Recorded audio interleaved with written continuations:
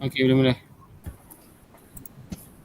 Assalamualaikum warahmatullahi wabarakatuh diucapkan kepada Ustazah Nurul Huda.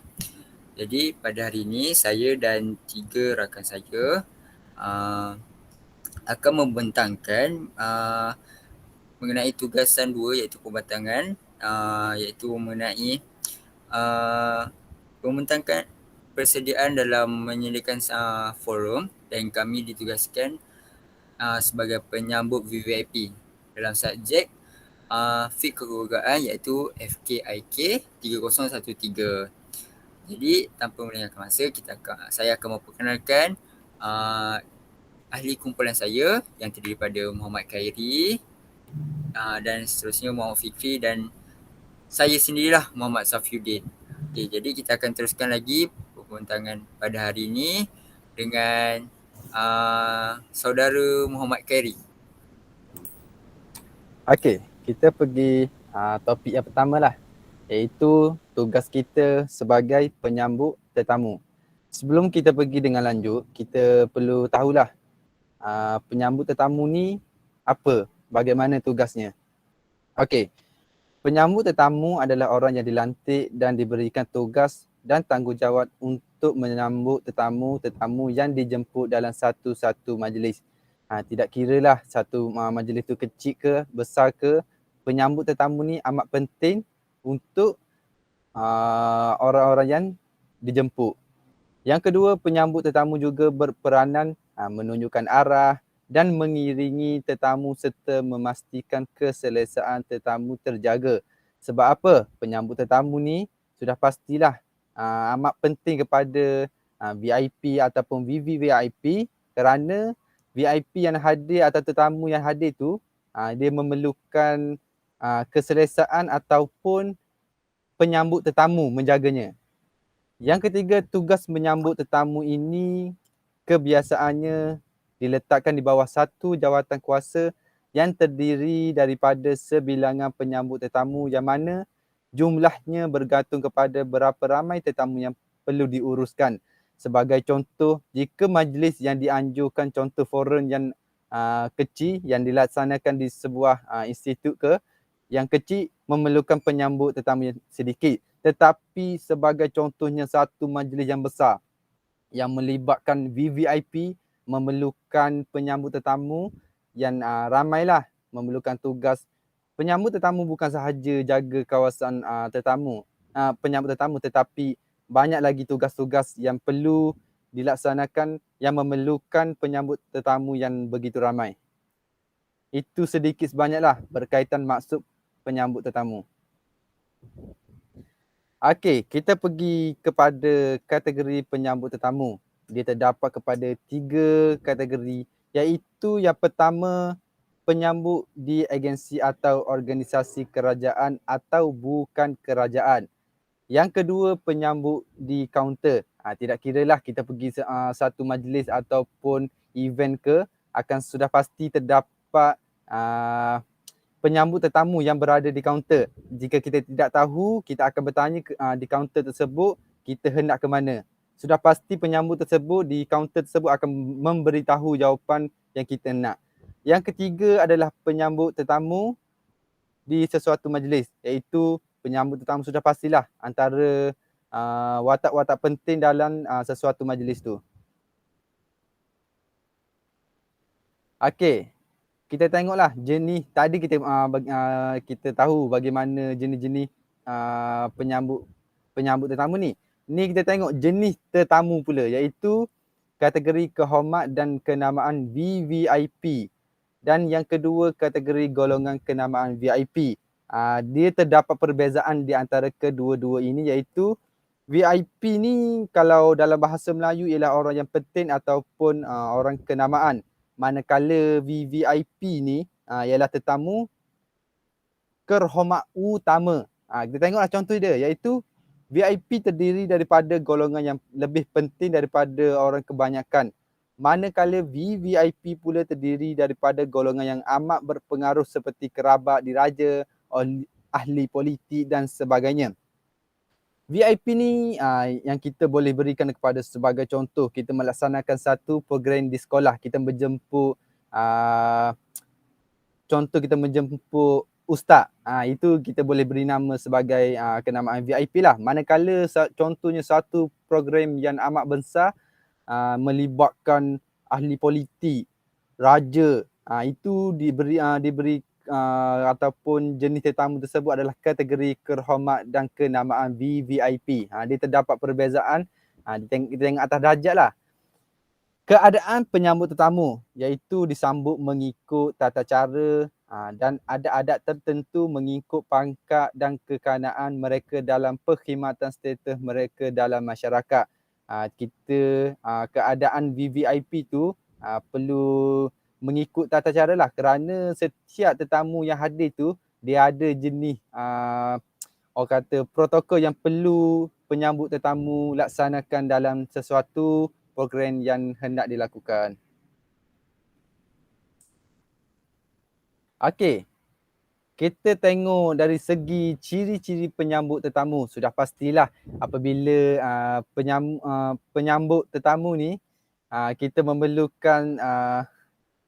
memerlukan seseorang yang contohlah, sebagai contoh saya bagi, yang cantik, yang lawa, yang fizikal. Okey. Yang di poin yang saya berikan iaitu yang pertama adalah mempunyai kemahiran komunikasi lisan yang baik.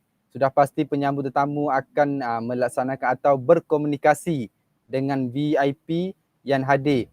Memerlukan kemahiran komunikasi sangat pentinglah, sebabnya apabila kita punya komunikasi yang baik akan memberikan keselesaan kepada VIP tersebut. Poin yang kedua adalah mempunyai penampilan diri yang baik. Penampilan diri yang baik sudah pasti dari segi pakaian kita, rambut kita, keadaan kasut dan juga kita punya penampilan diri dari segi adab kita terhadap tetamu tersebut. Yang ketiga, tahap kepekaan yang tinggi dan cepat bertindak dalam situasi di luar jangka. Sebagai contoh, apabila VIP memerlukan satu keadaan yang kecemasan, apa yang perlu penyambut tetamu buat, iaitu perlu peka lah. Contoh VIP hendak ke tandas, bagaimana penyambut tetamu tu perlu mengetahui keadaan sekitar, di mana tandas tersebut berada. Yang keempat, cegas dan sihat tubuh badan. Sudah pasti keadaan ini amat pentinglah untuk menjaga ataupun menyambut tetamu dengan keadaan yang baik. Pengetahuan yang baik, iaitu apabila VIP bertanya kepada penyambut tetamu, sudah pasti penyambut tetamu sudah mempunyai pengetahuan yang baik, terutama terhadap program yang dilaksanakan. Apabila penyambut tetamu tidak mengetahui pengetahuan yang baik, akan menyebabkan tetamu atau VIP tersebut akan curigalah terhadap penyambut tetamu tersebut. Yang keenam, kebijaksanaan dalam menangani situasi spontan. Sudah pasti situasi ini tidak dapat dijangka lah. Apabila tiba-tiba VIP bergurau senda ataupun hendak sesuatu, apakah akan dilakukan oleh penyambut tetamu tersebut. Yang ketujuh, sabar dan mampu mengawal emosi. Sudah pasti keadaan sabar ataupun sifat seseorang penyambut tetamu perlu berada dalam keadaan baik, kerana kita tidak tahu bagaimana VIP nak ataupun keadaan perangai VIP tersebut. Sudah pasti penyambut tetamu perlu mempunyai ketabahan dan emosi yang baik. Yang ke-8, mempunyai keyakinan diri yang tinggi. Ini apabila berhadapan dengan VIP, kerana apabila penyambut tetamu mempunyai ataupun keyakinan diri yang tinggi, sudah pasti keselesaan VIP dengan penyambut tetamu tersebut berada dalam keadaan baik dan keselesaan tetamu tersebut terjaga. Yang terakhir, berpengetahuan sedikit dalam aspek protokol. Kerana sesuatu majlis ataupun program yang dilaksanakan seperti forum ke ataupun majlis santai ke memerlukan protokol yang hendak diketahui oleh penyambut tetamu. Kerana sebagai contoh, keadaan susunan tetamu tersebut VIP dalam kedudukan yang mana dan sebagainya. Kita pergi kepada Muhammad Fikri untuk tugas-tugas penyambut tetamu.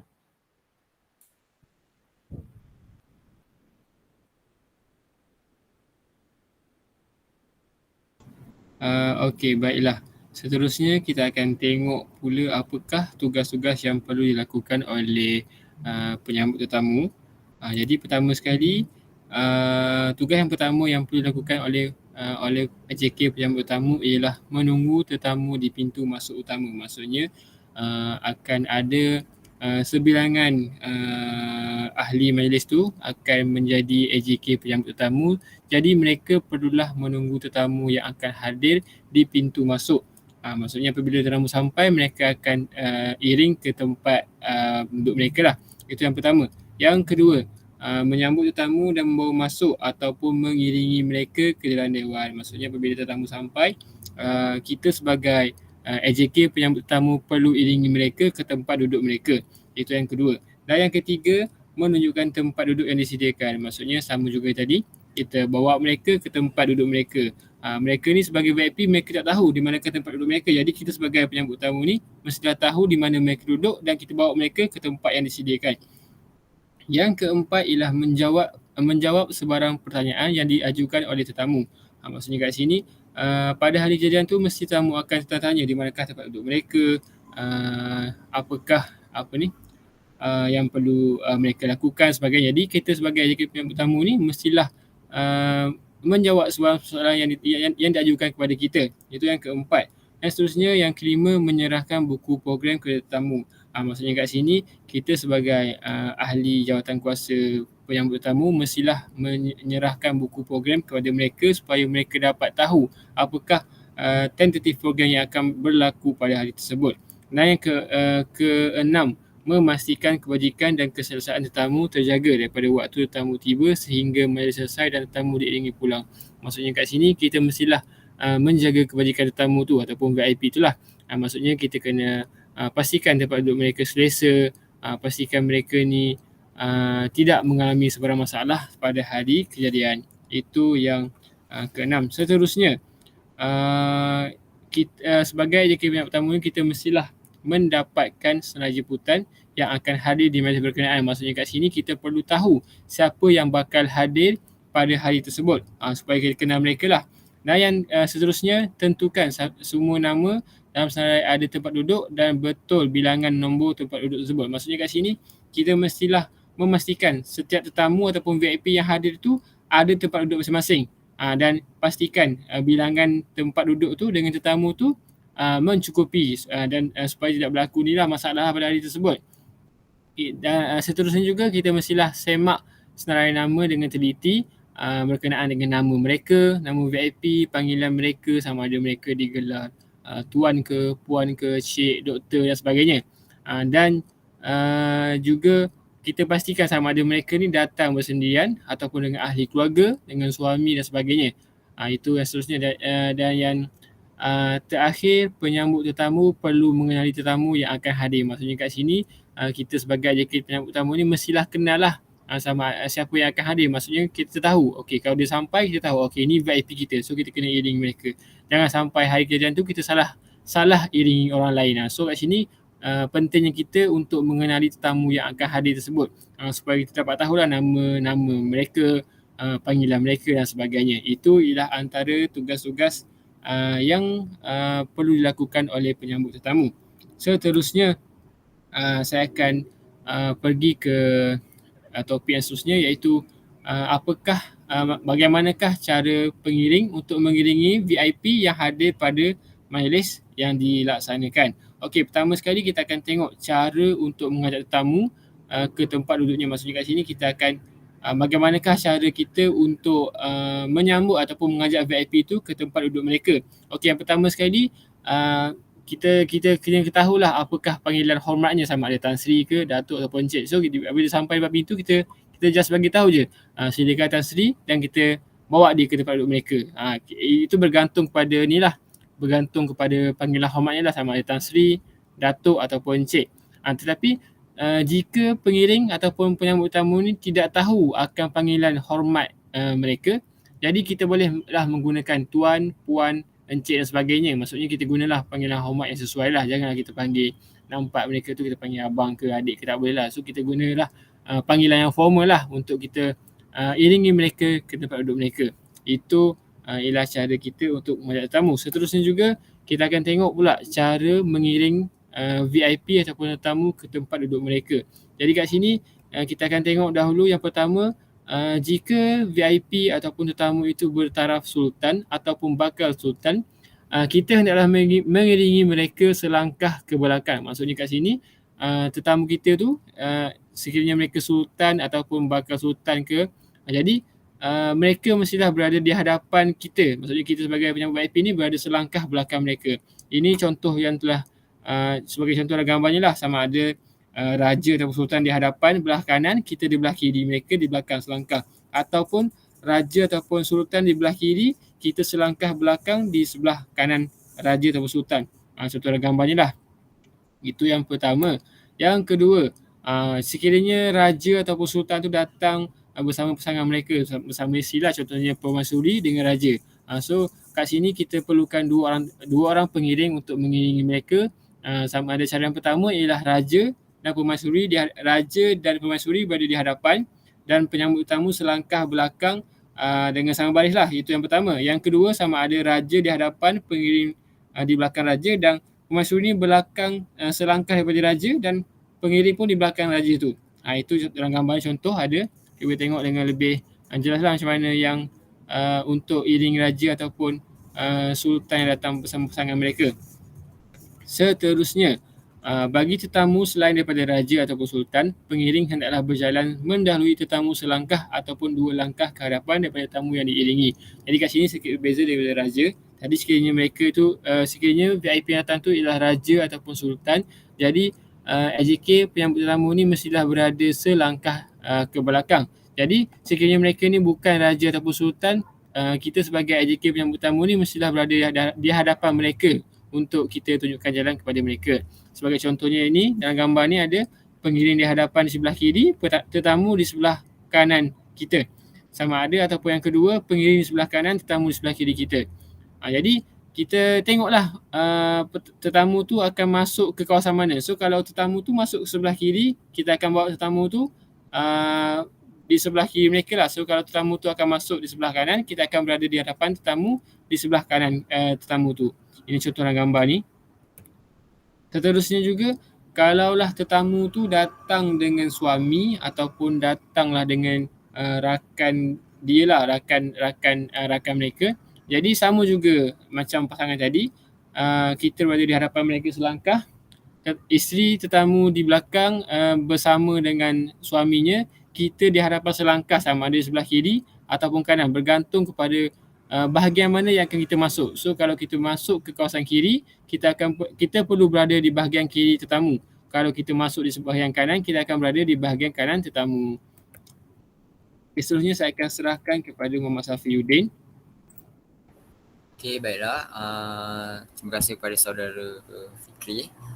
Untuk setiap majlis yang berlaku ataupun dalam skop tugasan penyambut tetamu ini, walaupun kita telah sedaya upaya merancang ataupun menentukan sesuatu untuk menjadi keberkesanan untuk menyambut tetamu tu, akan tetapi masalah dalam menyambut tetamu ni juga kadang tidak dapat dielakkan. Sebagai contohnya, yang pertama kita dapat dalam melihat masalah yang timbul dalam menyambut tetamu ni mengenai kesesuaian tempat majlis. Sebagai contohnya, kita akan nak buat forum mengenai fik kekeluargaan dan kita buat di maktab kita yang tiada penempatan ataupun tempat yang begitu sesuai. Jadi kita nak buat di dewan tapi tidak mampu buat di dewan sebab atas faktor-faktor halangan tertentu, dan kita terpaksa dibuat bilik yang lain lah. Contohnya kita buat di bilik recital kan. Jadi tempat ini kita lihat macam mana adakah sesuai dan menyebabkan kesukaran untuk menyambut tetamu, untuk kita sebagai penyambut tetamu ni nak menyambut tetamu. Jadi sebelum kita lihat benda tu, kita telah melakukan perancangan dan mengatasi masalah tersebut untuk menjadikan kesesuaian tempat majlis ni tidak menjadikan masalah kepada AJK penyambut VIP ni untuk dijadikan sebagai masalah. Jadi itu tiada sebarang isu. Dan seterusnya, masalah dalam menyambut tetamu ni kita dapat lihat tetamu tiada kad ataupun tiada kad jemputan lah dari segi mudahnya. Ini dapat dilihat bagaimana kalau sepatutnya AJK jemputan tersalah ataupun tersilap dalam segi komunikasi, tidak memberi kad jemputan. Jadi tetamu ni harus membawa kad jemputan supaya penyambut ni tidak perlu menanyakan nama tetamu tersebut lah. Itulah salah satu contohnya. Dan yang seterusnya, masalah yang seterusnya, okey, jadi yang seterusnya adalah jawab datang tetapi tidak datang. Ini yang bermaksud kad jemputan ataupun jemputan telah diberikan kepada panel ataupun tetamu, tapi mereka jawab membalas datang tapi tidak datang. Sebagai contohlah, sekarang kita menggunakan WhatsApp ataupun atas talian lah contohnya, ataupun kita terus call lah, lebih mudah, secara mudahnya lah. Pada sebelum beberapa hari kejadian tu, mungkin AJK jemputan telah berhubung dengan para tetamu dan tetamu memberikan jawapan, mereka akan datang. Tetapi apabila pada hari kejadian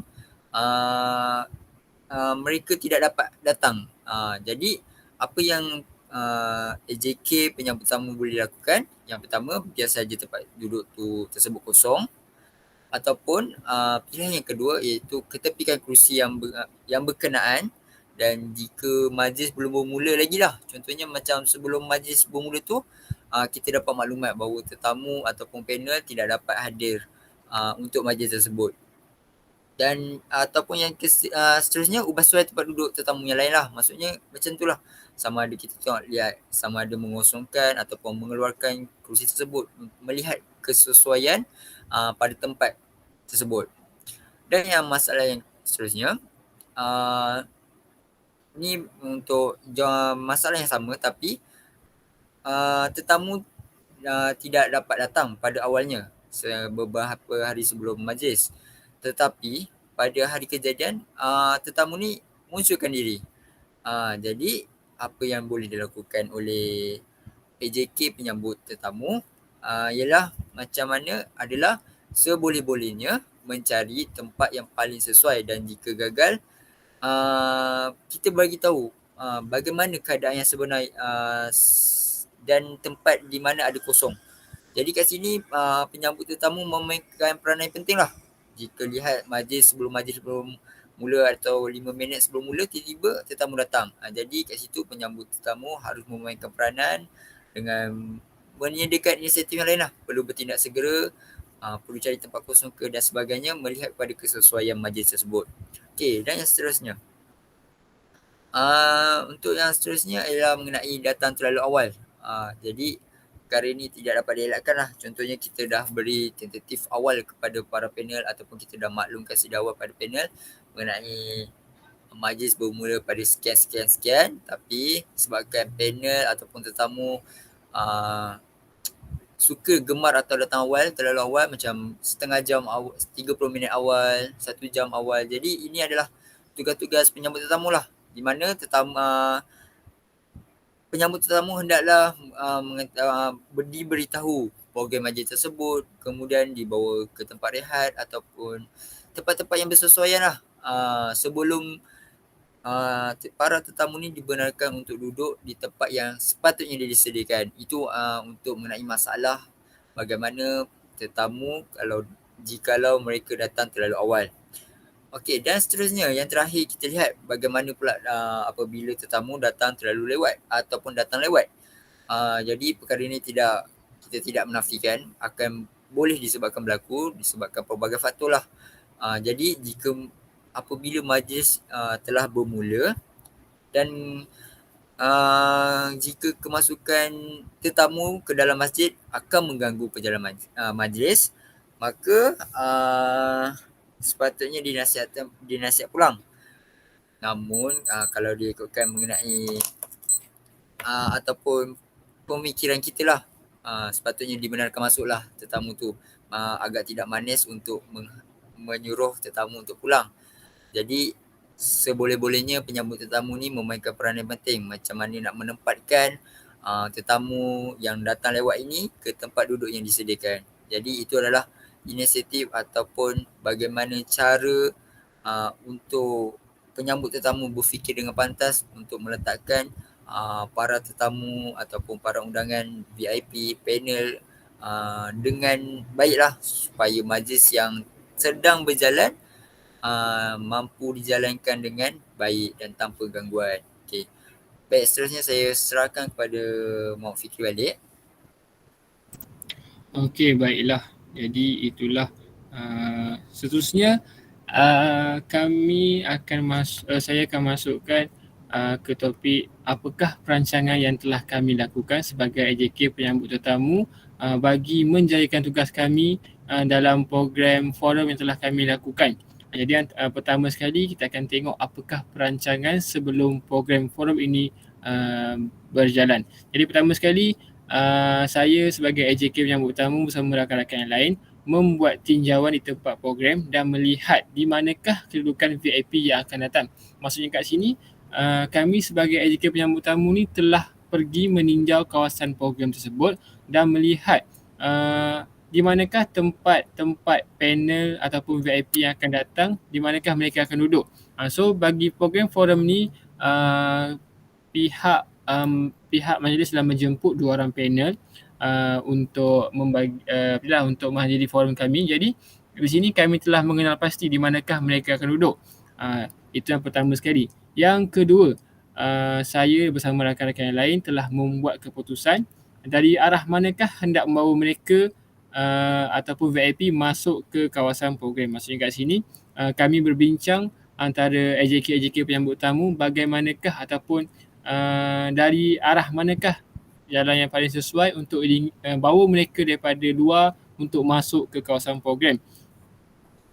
Jadi itu yang kedua. Yang ketiga pula ialah kami sebagai AJK penyambut tamu ni telah mengenal pasti VIP akan datang. Maksudnya kat sini kami telah bertemu dengan ustazah-ustazah yang menjemput ahli panel dan kami memohon ataupun melihatlah gambar-gambar mereka supaya pada hari kejadian kami dapat tahu sama siapakah panel yang pertama dan panel yang kedua.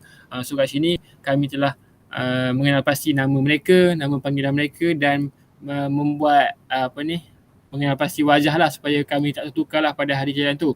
Itu yang ketiga. Dan yang keempat, saya dan rakan-rakan juga telah menghubungi VIP ataupun ahli panel yang akan datang untuk memberitahu mereka di manakah mereka perlu berkumpul. Jadi di sini sehari sebelum forum ini berlangsung, saya dan rakan-rakan telah menghubungi mereka melalui aplikasi WhatsApp. Saya memberitahu mereka bahawa mereka hanya perlu berkumpul di Surau Takdib IPG KIK dan akan ada ahli jawatankuasa penyambut tamu lah akan menjemput mereka menggunakan kereta daripada sana, daripada Surau Takdib tu ke tempat forum dilaksanakan. Itu yang keempat.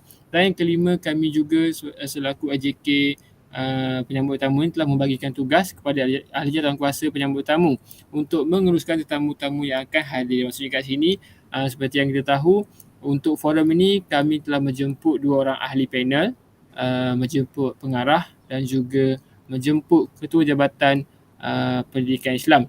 Jadi di sini akan ada 4 orang VIP yang akan hadir pada hari tersebut dan kami juga telah membagikan kepada antara kami ni lah supaya siapakah yang akan mengiringi ahli panel 1, ahli panel 2, pengarah dan juga ketua Jabatan Pendidikan Islam lah. Jadi kat sini supaya pada hari kejadian kami tidak berlaku masalah lah, supaya tetamu tersebut ada orang yang akan iringi mereka untuk masuk ke tempat program forum ini dilaksanakan. Itu ialah perancangan sebelum program forum berlangsung.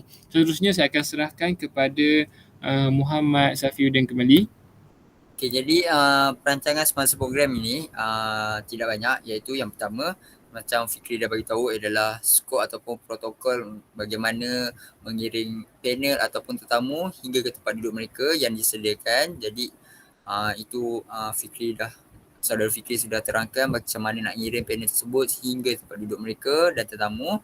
Dan yang seterusnya adalah memberi air minuman atau kepada para panel, iaitu air mineral semasa sebelum lah, kalau boleh ada panel dah duduk, kita akan beri air mineral ataupun air minuman lah untuk mereka boleh minum dengan mudah, tak perlu mereka tercari-cari.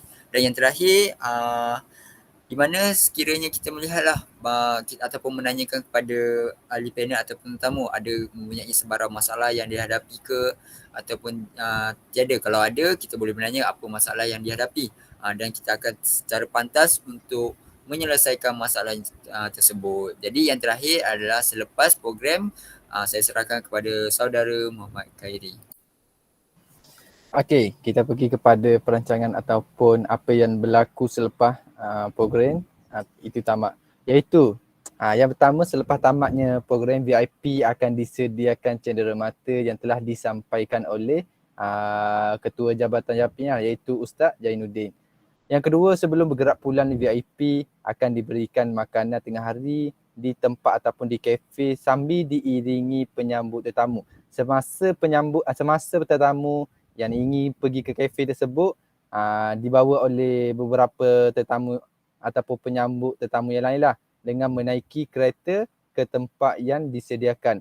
Pergerakan VIP di kafe tersebut sentiasa dalam kawalan lah sehingga VIP sesudah makan dan penyambut tetamu dengan melaksanakan tugas yang baiklah dengan mengakhiri tugas menghantar kembali VIP ke tempat kereta VIP tersebut iaitu di tempat parkir surau tadi. Okey. Itu sahaja daripada pembentakan kami bertiga iaitu saya sendiri Muhammad Khairi dan juga Safiuddin dan Fikri yang telah berjaya melaksanakan tugas iaitu sebagai penyambut tetamu dengan jayanya. Ada apa-apa lagi Fikri dan Safi? Tak ada. Okey, itu sahaja daripada kami bertiga. Sekian, terima kasih.